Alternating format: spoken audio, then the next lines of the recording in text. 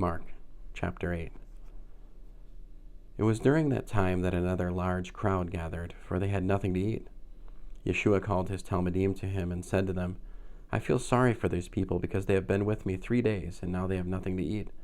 If I send them off to their homes hungry, they will collapse on the way. Some of them have come a long distance. His talmidim said to him, How can anyone find enough bread to satisfy these people in a remote place like this? How many loaves do you have? He asked them.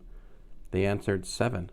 He then told the crowd to sit down on the ground, took the 7 loaves, made a barakah, broke the loaves, and gave them to his talmidim to serve to the people. They also had a few fish. Making a barakah over them, he also ordered these to be served. The people ate their fill, and the talmidim took up the leftover pieces, 7 large baskets full. About 4,000 were there.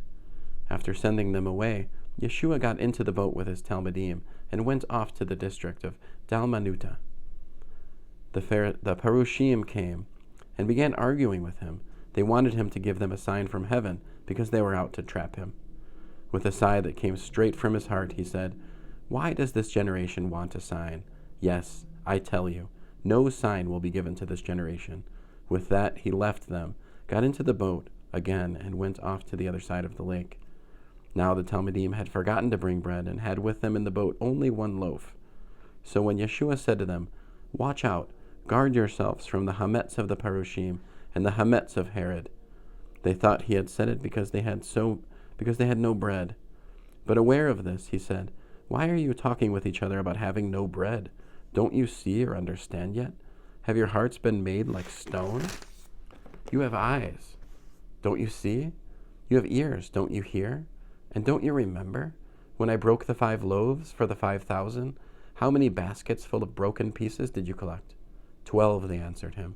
And when I broke the 7 loaves for the 4,000, how many baskets full of broken pieces did you collect? 7, they answered. He said to them, And you still don't understand? They came to Bethsaida. Some people brought him a blind man and begged Yeshua to touch him. Taking the blind man's hand, he led him outside the town.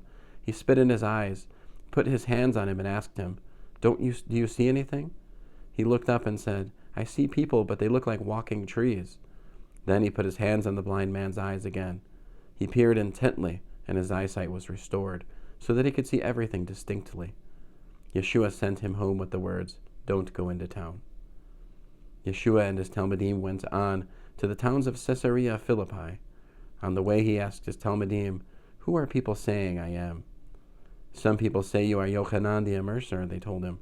Others say Eliyahu, and still others one of the prophets. But you, he asked, Who do you say I am? Kepha answered, You are the Mashiach. Then Yeshua warned them not to tell anyone about him. He began teaching them that the Son of Man had to endure much suffering and be rejected by the elders, the head Kohanim, and the Torah teachers, and that he had to be put to death, but that after 3 days he had to rise again. He spoke very plainly about it. Kepha took him aside and began rebuking him. But turning around and looking at his talmidim, he rebuked Kepha. Get behind me, Satan, he said, for your thinking is from a human perspective, not from God's perspective. Then Yeshua called the crowd and his talmidim to him and told them, If anyone wants to come after me, let him say no to himself, take up his execution stake, and keep following me. For whoever wants to save his own life will destroy it, but whoever destroys his life for my sake and for the sake of the good news will save it.